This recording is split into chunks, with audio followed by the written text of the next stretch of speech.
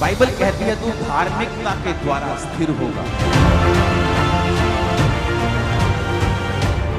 इधर तक के तो बचना है शैतान से, तो लिखा तू धार्मिकता के अनुसार अपनी जिंदगी जीता। अगर आप मोरली करप्ट नहीं हैं तो आप अपने दुश्मन का भी नुकसान नहीं करेंगे, जब आपके पास नुकसान करने की पावर भी होगी और लोग भी होंगे और पैसा।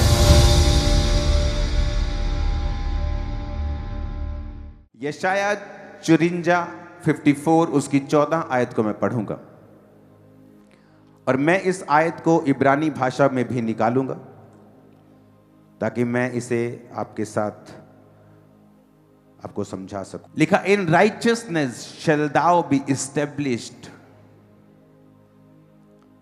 तू धार्मिकता के द्वारा स्थिर होगी।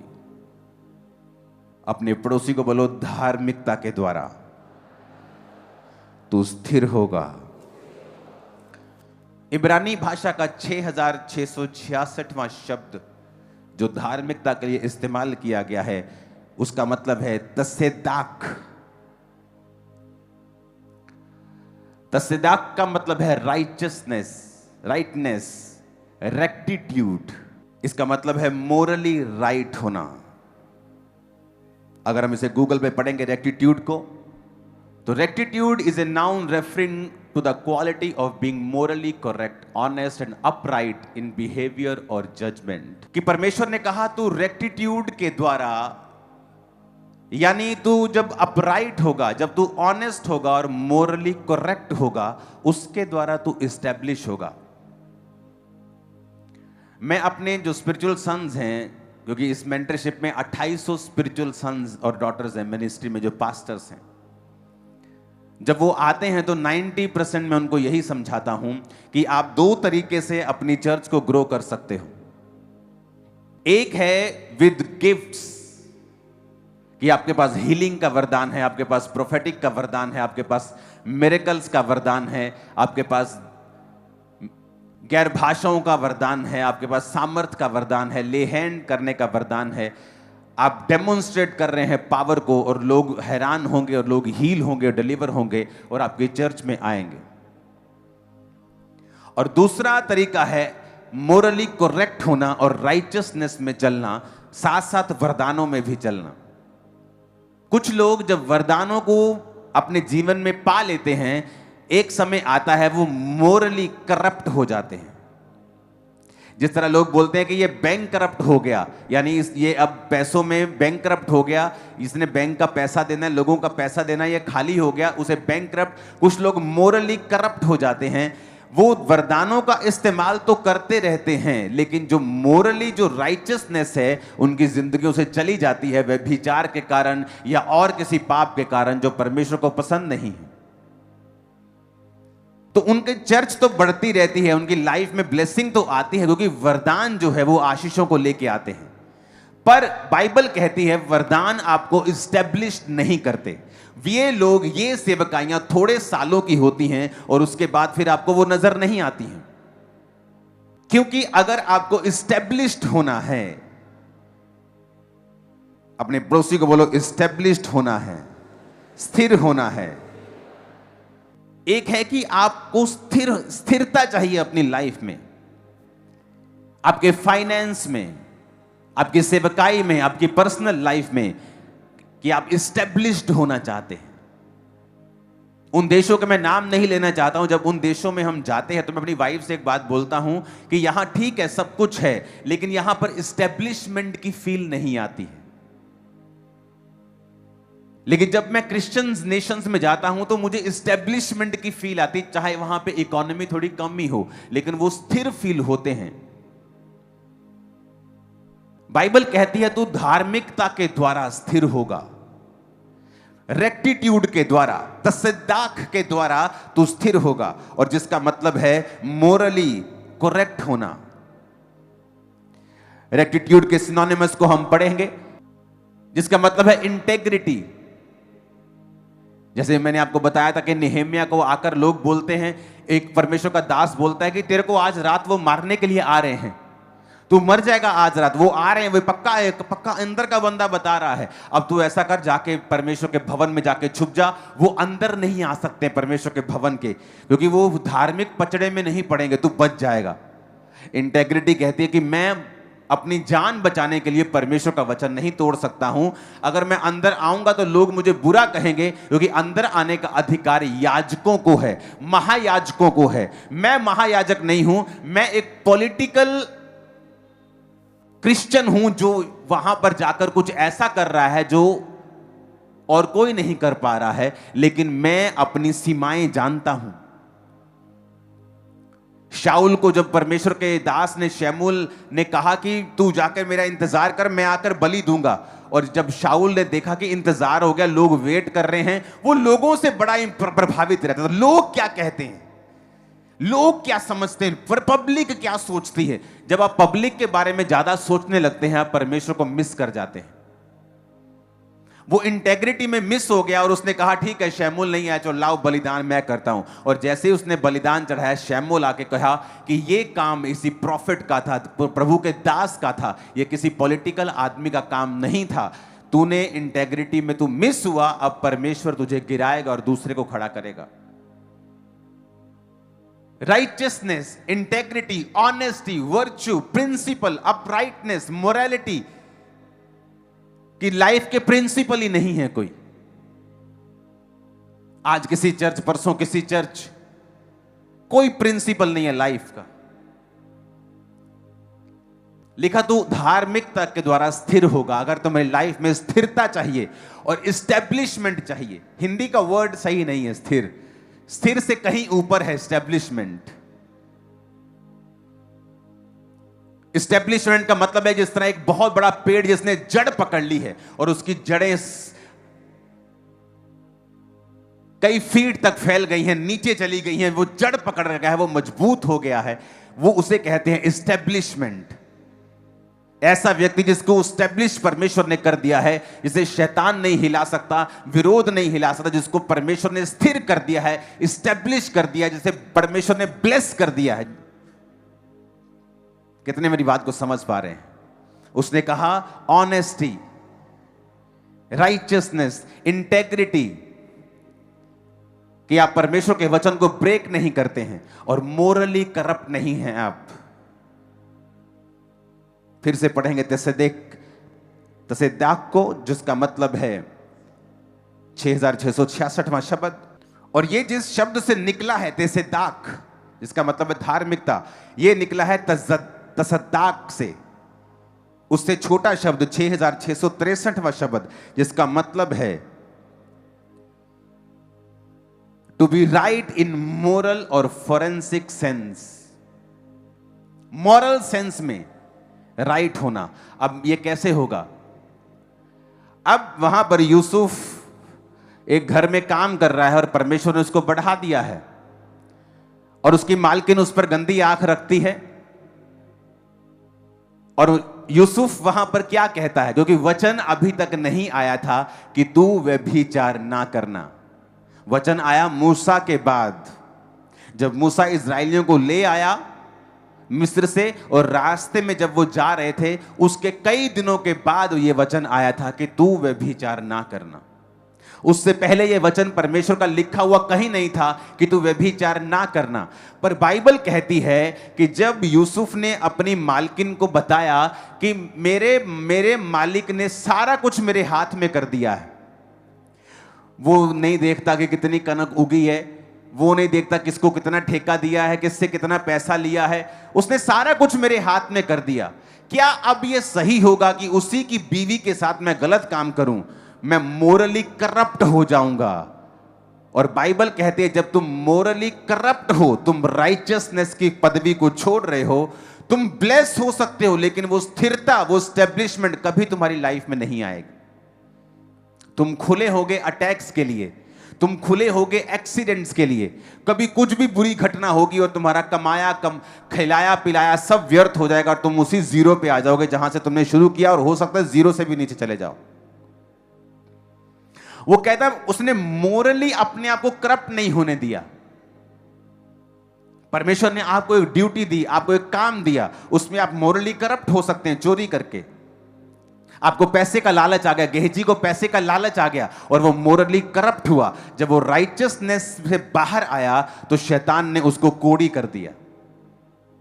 वो स्थिरता, वो इस्टेब्लिशमेंट जो एलिया और अलीशा में हम देखते हैं, हम गेहजी में नहीं देखते। जबकि वचन ये कहता है, हमें समझाता है कि जो गेहजी था दिमाग का ज्यादा बारीक आदमी था, वो ज्यादा समझ, ज्यादा बुद्धि रखने वाला बारीक आदमी, चीजों को समझता था। एक ही घर में एलिया, अलीशा और वो एलीशा और गेहजी जाते हैं, लेकिन अलीशा को नहीं मालूम उस घर में क्या चल रहा है, लेकिन गेहजी को पता है कि इसके बेटा नहीं है। उसकी पार की नजर है, वो बड़ा चालाक है, वो बड़ा बुद्धिमान है। लेकिन जब आप मोरली करप्ट हो जाते हैं, जब आप कैरेक्टर में करप्ट हो जाते हैं और गिर जाते हैं, वही आपकी बुद्धिमानी आपके खिलाफ काम करने लगती है और आप वही करने लगते हैं जो आपको गिराएगा, जो आपको शर्मिंदा करेगा, जो आपको नीचे करेगा, जो आपको ऊपर नहीं रखेगा। अगर आप मोरली करप्ट नहीं हैं तो आप अपने दुश्मन का भी नुकसान नहीं करेंगे, जब आपके पास नुकसान करने की पावर भी होगी और लोग भी होंगे और पैसा भी होगा। यहां पर यूसुफ मोरली करप्ट नहीं हुआ। उसने कहीं नहीं लिखा, कहां लिखा है परमेश्वर ने कि तू व्यभिचार, वो तो मुझसे प्यार करती, मैं भी उससे प्यार करता हूं। यह प्यार का नाम देके व्यभिचार किया जा सकता था, लेकिन वहां उसने मोरली अपने आप को बचा के रखा, अपने आप को सेफ रखा, क्योंकि जो परमेश्वर आपको देना चाहता है वो शैतान आपको कभी नहीं दे सकता, बल्कि वो देने का वायदा करके आपसे छीनता है। फिर से पढ़ेंगे तेसेदाक को 6666, उसमें लिखा है कि राइचियसनेस का मतलब है rightness, rectitude, justice, Morli right होना। उसने कहा तू धार्मिकता के द्वारा स्थिर रहेगी। अपने पड़ोसी को बोलो, तू धार्मिकता के द्वारा स्थिर रहेगी। फिर से कहो अपने पड़ोसी को। फिर लिखा तू अंधेर से बचेगी। अपने पड़ोसी को बोलो तू अंधेर से बचेगा। अंधेर का अगर आप इब्रानी भाषा पढ़े तो उसमें लिखा है ओशेक, जिसमें लिखा है डिस्ट्रेस, फ्रॉड, इंजरी, ऑपरेशन। कहता जब तू राइचियसनेस में चलेगा और धार्मिकता में चलेगा, तू अंधेर से बचेगा, इंजरी से बच जाएगा, फ्रॉड से बच जाएगा, ऑपरेशन से बच जाएगा। फ्यूचर में तेरे दिमाग पे कोई प्रेशर नहीं होगा, तेरे दिमाग पर कोई बोझ नहीं होगा, शैतान तुझे ऑपरेस नहीं कर पाएगा, डिप्रेस नहीं कर पाएगा। तू फ्रॉड से बचेगा, तेरे आंखें बिल्कुल क्लियर होंगी, तुझे मालूम होगा कौन तेरे साथ है और कौन तेरे साथ नहीं है, तो बिल्कुल फ्रॉड से बच के रहेगा। जब तू धार्मिकता में चलेगा, सब बोलो आमीन। क्योंकि तुझे डरना ना पड़ेगा और तू भयभीत होने से बचेगी, क्योंकि भय का कारण तेरे पास ना आएगा। क्योंकि भय का कारण उसने कहा तेरे पास ही नहीं आएगा। मैं उसको पहले ही तेरे से दूर कर दूंगा जब तू धार्मिकता में अपना जीवन बिताएगा। आप देखो आपके लाइफ के स्टेप कैसे हैं। क्या वो आपको मोरली, आप करप्ट तो नहीं हो रहे हैं उन चीजों को करके? क्योंकि अगर आप मोरली करप्ट होते हैं तो आप ये बैंकरप्ट से भी बुरी सिचुएशन में फंस चुके हैं। किसी के पैसे के ऊपर निगाह रखनी, किसी की तबाही के बारे में सोचना, किसी को डाउन करने के बारे में सोचना, आप ऑलरेडी मोरली करप्ट हो चुके हैं। जब आप मोरली करप्ट हो गए, आप राइचियसनेस से जब बाहर आ गए, तो वचन कहता है कि तू स्थिर कभी नहीं होगा, इस्टेब्लिश नहीं होगा। डर के कारण तेरे पास आते जाएंगे बार बार, तू भयभीत होता रहेगा, भय का कारण तेरे पास आएगा, तू डरता रहेगा, तेरे पे अंधेर होता रहेगा। तक का होता रहेगा पंजाबी जो तक के तो बचना है शैतान दे, तो लिखा तू धार्मिकता दे अनुसार अपनी जिंदगी ਨੂੰ बिता। धार्मिकता का मतलब है राइट स्टैंडिंग विद गॉड, कि खुदा के साथ सही खड़े होना, जो खुदा का वचन कहता है उसे वैसा ही कंप्लीट करना, उसमें अपनी कुछ कारीगिरी करने की कोशिश ना करना। ये कहां लिखा है वचन में? ये नहीं करना। कुछ चीजें वचन में नहीं लिखी हैं। कहां लिखा है वचन में सिगरेट नहीं पीना है? नहीं लिखा वचन में। नए नए नशे आज आ रहे हैं, कहां लिखा वचन में उनको नहीं पीना है? लेकिन हमें वो आत्मा से पता है, मोरली पता है, विवेक कॉन्शियस में हमें पता है। इसलिए वचन कहता है कि परमेश्वर तुम्हारा कहता है कि अपने विवेकों को कभी निर्बल मत होने दो। विवेक निर्बल कैसे होता है? कि वचन में नहीं लिखा है, पर आपके विवेक को यह बात पता है कि यह चीज रॉन्ग है जो मैं कर रहा हूं। और जब आपके कहां परमेश्वर आपसे बात करता है? आपके विवेक में। आपके विवेक, आपके इनर मैन से वो बात करता है। जब आपका इनर मैन निर्बल हो जाता है एक पाप के बार बार करने के द्वारा या ढीठ होने के द्वारा, आपको पता है कि ये करेक्ट नहीं है, आप कुछ भी बेच रहे हैं ऐसा गलत, आप कुछ भी गलत कर रहे हैं, आप कुछ चोरी कर रहे हैं, आपको पता है ये गलत है, लेकिन उस पाप में बने रहने के कारण आपका विवेक निर्बल हो जाता है और एक दिन मर जाता है। और जब परमेश्वर वहां बात करता है आपको समझ नहीं आती, आपको सुनता नहीं, और जब परमेश्वर के साथ कनेक्शन कट हो जाता है आप उसी दिशा में जाने लगते हैं जहां शैतान चाहता है। और वो दिशाएं फिर डिस्ट्रक्शन को, अंधेर, बीमारियां, भय, ऑपरेशन, डिप्रेशन, फिर वो वहां आता है। और परमेश्वर नहीं चाहता वहां जाएं। सब बोलो आमीन। उसने लिखा तू फियर तेरे पे कब्जा नहीं करेगा, तू अंधेर से बचेगा, डरना ना पड़ेगा, तू भयभीत ना होगा, डर का कारण तेरे पास नहीं आएगा, तू अंधेर से बचेगा। सब बोलो आमीन। तू अंधेर से बचेगा।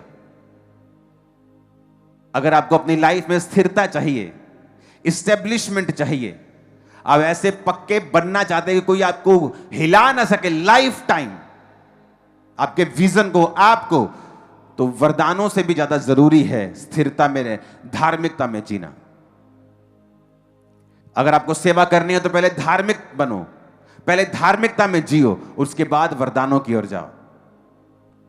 अगर आप वरदानों की ओर जाएंगे और धार्मिकता में नहीं जिएंगे तो वो आपका फायदा नहीं होगा। इसलिए बाइबल कहती है, पौलुस ने कहा तुम आत्मिक वरदानों की धुन में रहो। धुन का मतलब हर टाइम उनके बारे में सोचो। मैं सोचता हूं, धुन में रहता हूं। और इसीलिए वो हीलिंग का वरदान काम करता है। जब आप धुन में रहते हैं, उसके बारे में सोचते हैं, उसके बारे में प्रार्थना करते हैं। लेकिन जो बेसिक है, आप बिल्डिंग के बारे में सोचो कि आपने कितनी बड़ी बनानी है, लेकिन जो बेसिक है उस बिल्डिंग की नींव, कि आपका लगाया हुआ पैसा, आपकी लगाई हुई सुंदरता पे, आपके इंटीरियर के ऊपर, वो करोड़ों के पत्थर के ऊपर लगाने का कोई फायदा नहीं होगा अगर उसकी नींव कमजोर होगी। तो धार्मिकता जो है, धार्मिकता में जीना आपकी नींव को पक्का करता है। जब आपकी नींव पक्की हो जाती है, आप जैसा घर बनाना चाहते हैं, जितना सुंदर, जितना बड़ा, जितना शानदार आप बना पाएंगे और कोई माई का लाल उसको गिरा नहीं पाए, किसी में हिम्मत नहीं होगी। मैं आपको बता रहा हूं, किसी में हिम्मत नहीं होगी। परमेश्वर उसके खिलाफ खड़ा हो जाएगा, वो लड़ेगा। हालेलुया। लेकिन उसने कहा तू धार्मिकता के द्वारा स्थिर होगा। बोलो अपने पड़ोसी को, तू धार्मिकता के द्वारा स्थिर होगा। आमीन। इस वचन को अगर आप मनन करेंगे घर पे बैठकर, अपने बेड पर, रोटी बनाने वक्त, नहाते वक्त, खाते वक्त, जाते वक्त, कि धार्मिकता के द्वारा मैं स्थिर होऊंगा। यह परमेश्वर ने मुझसे बात की है, जिसका मतलब है तसेदाक, राइटनेस, रेक्टिट्यूड, मोरली राइट होना। रेक्टिट्यूड अगर आप गूगल में पढ़ेंगे तो उसके मतलब आते हैं इंटेग्रिटी, जो मैंने आपको नेहमिया की बताई, कि मैं नहीं जाऊंगा उस परमेश्वर के भवन में अपने आप को बचाने के लिए। अपना कोई स्टैंड रखना, अपनी कोई इंटेग्रिटी रखना। Righteousness, honesty, virtue. कोई अपनी लाइफ के प्रिंसिपल रखना कि किसी ने भी बोल दिया संडे वहां जाना है, चलो घूमने चलते हैं, चलो चलते हैं। संडे आपका प्रिंसिपल क्या है कि आप चर्च में होने चाहिए। आपके रिश्तेदारों को पता होना चाहिए अगर संडे हम शादी रखेंगे तो मेरा ये रिश्तेदार नहीं आएगा क्योंकि ये संडे चर्च जाता है। संडे चर्च कोई नॉर्मल चीज नहीं है, हमारे लिए लाइफ है हमारी। आमीन। प्रिंसिपल ना होना, अपनी लाइफ के प्रिंसिपल ना होना। हमारी फैमिली का प्रिंसिपल बन गया आप कि जैसे ही 8 बजते हम किसी भी काम को कर रहे हो, चाहे मिनिस्ट्री कर रहे हैं, चाहे हम कुछ गीत कर रहे हैं, चाहे हम कुछ कर रहे हैं, काम कर रहे हैं, 8 बजे हम सब घूम जाते हैं अपने बेड की तरफ, अपने रूम्स की तरफ, प्रार्थना के रूम्स की तरफ। चलो प्रार्थना करते हैं, 8 बज गए, मिस नहीं करना है। सब कामों को स्टॉप कर देते हैं। प्रिंसिपल्स रखना लाइफ में। संडे परमेश्वर के घर में जाना, रोज प्रार्थना करना, टाइट देना, हमारे प्रिंसिपल्स हैं। हम इन्हें अलग नहीं कर सकते अपनी लाइफ से। ऑनेस्टी रखना। आप देखो फॉरेन में जो चीजें आपको समझाई जा रही हैं, अगर आप फॉरेन की कंट्रीज में कहीं भी जाते हैं तो उन लोगों के अंदर ये अंदर ही है, उनके इनबिल्ड है ये चीजें। और अगर आप वहां पे देखेंगे तो बहुत सारे कर्सिस हैं, जो मैं नाम नहीं लूंगा उन जगहों के, जहां पे आप उन कर्सिस को देखोगे, लेकिन उन देशों में अगर आप देखोगे तो वो कर्सिस आपको फील नहीं होंगे, वो श्राप फील नहीं होंगे, क्योंकि वो नेचुरली इन सभी वचनों के ऊपर चल रहे हैं। आप नेचुरली देखना, परमेश्वर का वचन तो सबके लिए है। आप देखना बहुत से ऐसे लोग जो विश्वासी नहीं हैं, पर उनके जो पुत्र हैं, पुत्रियां हैं, वो उनका आदर करती हैं माता पिता का। आप देखो उन घरों में ज्यादा आशीष होगी,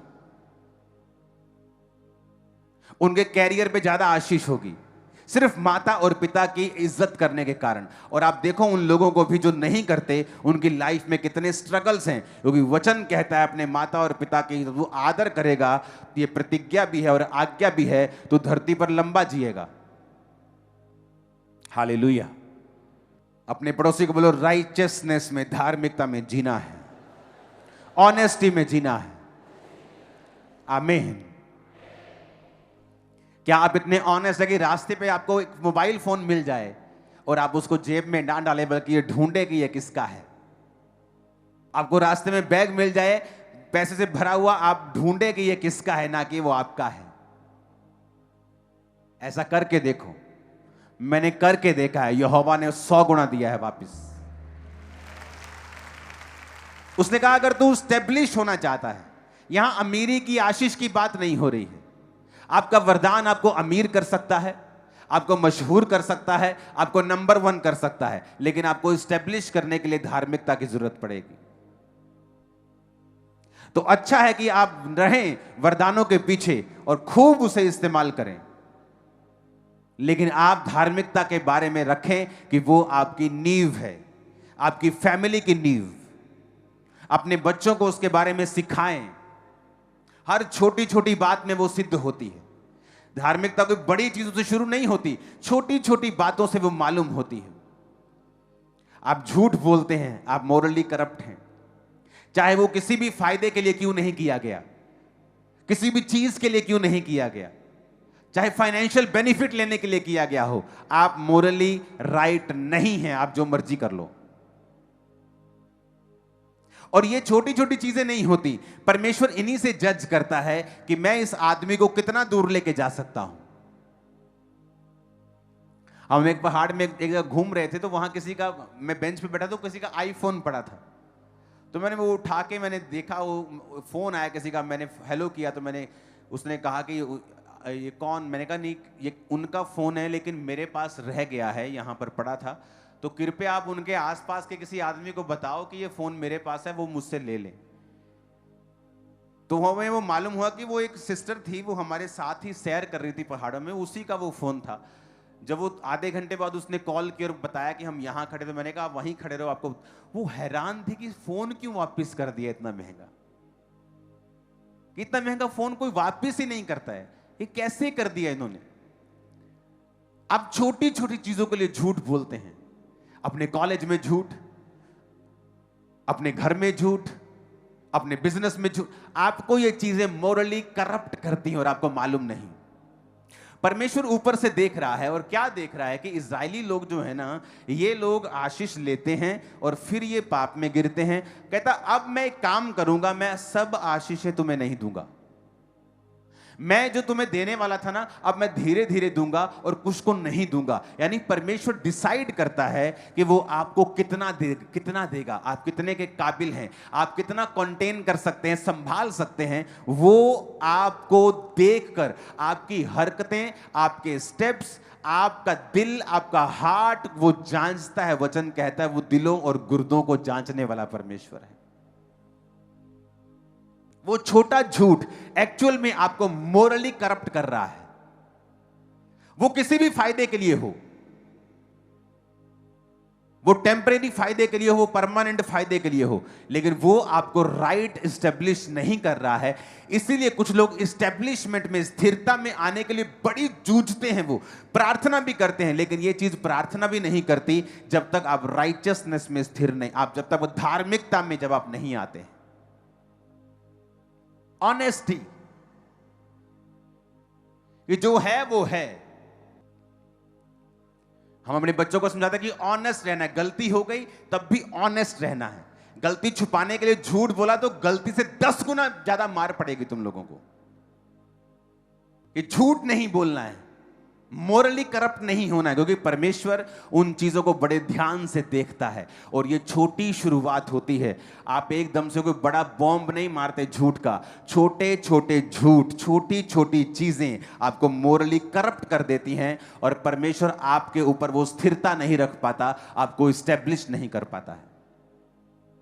जब दाऊद के भाई चराने के लिए जाते थे, या यूसुफ के भाई भेड़ बकरी को चराने के लिए जाते होंगे, तो क्या झूठ बोल रहे हो, कितना झूठ बोलते यही बस ज्यादा कि भेड़ मर गई है, भेड़ खाने के बाद बोल दिया भेड़ मर गई है। कितना है, 2-3 हजार रुपए, 10,000 रुपए, क्या होता है, कुछ नहीं। लेकिन परमेश्वर उसे वैसा नहीं लेता जैसा हम लेते हैं। परमेश्वर उससे देखता है फ्यूचर में मैं इसको कहां ले जा सकता हूं, ये कितने काबिल है, मैं इसको कितना दे सकता हूं, क्या ये कंटेन कर सकता है, क्या ये संभाल सकता है उस मसे को। अगर ये मोरली फेल है तो परमेश्वर कई लोगों पर मसा भी नहीं उंडेलता है, उनको सामर्थ्य भी नहीं देता है। उसने कहा, फिर से पढ़ेंगे, तो धार्मिकता के द्वारा स्थिर होगी। In righteousness shall thou be established. आपको एस्टैब्लिश्ड होना है, कोई छक्का मारना है आपको धार्मिकता के द्वारा। तू धार्मिकता के द्वारा स्थिर होगी और अंधेर से बचेगी। तुझे डरना ना पड़ेगा, तू भयभीत होने से बचेगी, भय का कारण तेरे पास नहीं आएगा। कितनी ब्लेसिंग्स हैं। हम काम पे काम कर, लोग बोलते ओ पापा जी क्या हुआ वहां पे, और मैंने कहा कुछ नहीं हुआ, मजे करो, क्योंकि भय का कारण मेरे पास नहीं आ सकता है, वो आपके पास भी नहीं आ सकता। आमीन। आप देखना, डर तब ज्यादा लगता है जब आप धार्मिकता से बाहर होते हैं, और जब आप धार्मिकता में जीने लगते हैं डर आपकी लाइफ से खत्म होता है। आप ये नहीं कि आप बिल्कुल निडर हो, परमेश्वर के जैसे हो जाते हैं, लेकिन आप वैसे नहीं होते जैसे लोग होते हैं। मोरली करप्ट होना छोटी छोटी चीजों में, छोटा झूठ, छोटी कारीगरी, छोटा सा करप्शन, छोटा सा वो पैसे का हेर फेर, वो दिमाग में सोच रहे नहीं मैंने तो ऐसे किया, नहीं मेरा तो ये, अगर मेरा अपना कुछ है, वो सब चीजें परमेश्वर देखता है और वो आपको उस हिसाब से जांचता है। मेरे पास कम हो ज्यादा हो, लेकिन मैं बिजली चोरी नहीं कर सकता, ये मुझे मोरली करप्ट करता है। कम हो ज्यादा हो, मैं किसी का पैसा नहीं रख सकता, किसी को यूज नहीं कर सकता हूं अपने फायदे के लिए, ये मोरली आपको करप्ट करता है। फिर से पढ़ेंगे उस वचन को, इब्रानी भाषा का 6666वां शब्द, जिसका मतलब है तसेदाक, जिसका मतलब है मोरली राइटनेस में जीना। और ये शब्द निकला है 6663 शब्द से, तसदाक से, जिसका मतलब है राइट होना इन मोरल और फोरेंसिक सेंस, क्लेंस करना, क्लियर सेल्फ, अपनी अपनी निगाहों में क्लियर रहना, क्लीन रहना। जब आज से आप अपनी जिंदगी को जिएंगे, क्योंकि चर्च आना सब कुछ नहीं है, चर्च से आकर सीखना, जो आपको सिखाया जा रहा है वो ज्यादा इंपॉर्टेंट है, और उसको मानना ज्यादा इंपॉर्टेंट है। आप दिन में 10 झूठ बोल जाते हैं, आपको मालूम भी नहीं होता आप कहां कहां झूठ बोल गए, क्योंकि वो हमारे सिस्टम में फैला हुआ है। वो सिस्टम को आपको रिबूट करना पड़ेगा, दोबारा से सेट करना पड़ेगा, क्योंकि आपको एक ऐसी इस्टेब्लिशमेंट में परमेश्वर देखना चाहता है जो ग्रेटनेस के लेवल पे, जो हाई लेवल पे है। आपके बच्चे, आपकी लाइफ, आपकी फैमिली, आपका फाइनेंस, आपकी बॉडी, आपकी सेहत, वो दूसरों से अलग होगी जब आप ऐसा जीवन जिएंगे, अलग होगी। मैंने बहुत सारे पास्टर्स को देखा है मोरली करप्ट, जेलस दूसरों से, मोरली करप्शन में बिल्कुल जीते हुए। वरदान आपको किसी लेवल तक बढ़ा देंगे, पर धार्मिकता आपको स्थिर रखती है। और अगर धार्मिकता के बाद आपके पास हाई वरदान है, फिर आप ब्लेस्ड हैं, आपके जैसा कोई नहीं। अगर धार्मिकता के बाद आपके पास ये चीजें हैं, आमीन। अपने पड़ोसी को बोलो, छोटी छोटी चीजों में करप्ट नहीं होना है, क्योंकि तू धार्मिकता के द्वारा स्थिर होगा, स्थिर होगी। रेक्टिट्यूड के फिर से गूगल ट्रांसलेशन को पढ़ेंगे। Rectitude is a noun referring to the quality of being morally correct, honest and upright in behaviour और जजमेंट। कहता है ये हाई मॉरल प्रिंसिपल को स्ट्रिक्टली अप्लाई होने देता है, strictly. High moral principles and integrity, high बंदे का मोरल, हाई मॉरली ये हाई लेवल के ऊपर है। छोटा सा भी करप्शन बर्दाश्त नहीं, छोटा सा भी झूठ बर्दाश्त नहीं। जब ये चर्च की मैंने नींव पत्थर डाला, शायद आपको मालूम नहीं होगा, तो इस शहर का जो मेयर थे वो मेरा रिश्तेदार थे, करीब के रिश्तेदार, मेरी चाची के भाई हैं वो, जलंधर शहर के। सब लोग मुझे जानते हैं, पॉलिटिशियंस जानते हैं, सब लोग जानते हैं। लेकिन जिस दिन ये भवन बना, ये जगह भी खामरा गांव कारपोरेशन के अंडर नहीं था, लेकिन इस भवन की एक एक इंच और एक एक नुक्कड़ मैंने लॉ के हिसाब से बनाई थी। तब भी एक एक चीज, उसके दरवाजों की विड्थ कितनी होनी चाहिए, उसकी हाइट कितनी होनी चाहिए, उसका आसपास क्या होना चाहिए, एक एक सिंगल चीज। वो लोग बोलते हैं आपको क्या जरूरत है, आपका अपना परिवार का बंदा वहां बैठा है जहां लोग सलूट मारते हैं सबको, आप सबको जानते, कोई आपके पास नहीं। मैं कोई मेरे पास आए या ना आए, मुझे जो लैंड का लॉ है उसमें चलना है, दैट्स इट। और जो शहर का लॉ था उसके हिसाब से भवन बना हुआ है, आज भी कंप्लीट हो जाएगा जल्दी। ऑफिस की ओपनिंग कर रहे हैं हम कुछ ही दिनों के अंदर। हालेलुया। आपको ये चीजें मैंने देखी हैं, मोस्टली लोगों में नहीं है करप्शन, मोरली करप्शन है लोगों में। और यही से परमेश्वर चुनता है, ये डिसाइड करता है किसको कहां लेके जाना है, कौन कितने काबिल है, किसको कितना बढ़ाया जा सकता है, किसको कितना रखा जा सकता है। हालेलुया। आज अन्य जाति लोग इस चर्च में काम करते हैं, बहुत से सीए काम करते हैं, वो हैरान होते हैं कि कैसे आपने एक ऐसा सिस्टम बनाया है कि जो लोगों का पैसा आता है आप उसे कभी देखते भी नहीं हो। मुझको दिखता भी नहीं आपकी ऑफरिंग कैसी होती है, मैंने देखी भी नहीं है कभी। आज ही रात आपकी ऑफरिंग गिन के उसकी स्टेटमेंट बन के सुबह बैंक वाले की गाड़ी आएगी, वो आपके पैसे बैंक चले जाएंगे। जब यहां पर लोग आए थे रिश्तेदार, तो बोलते थे कि कितनों को समझ आ रही,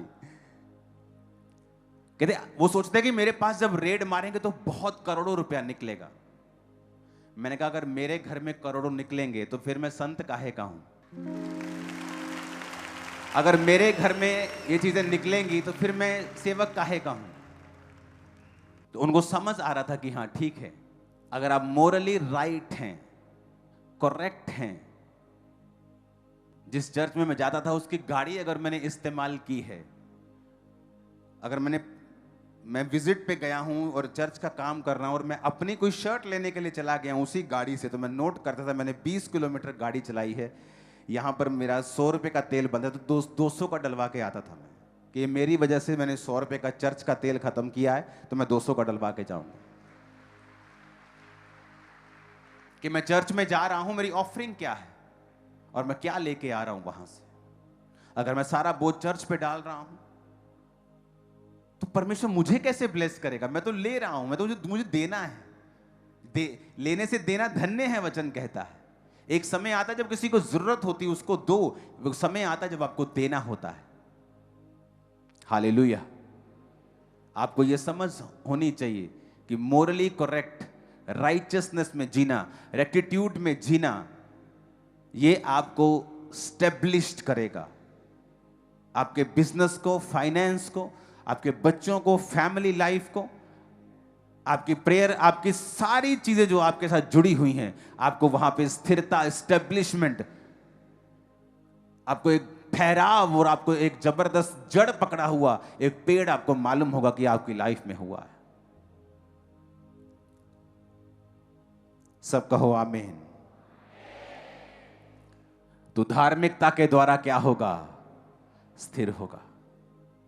तू अंधेर से बचेगा, तुझे डरना ना पड़ेगा, तू भयभीत होने से बचेगा, भय का कारण तेरे पास ना आएगा।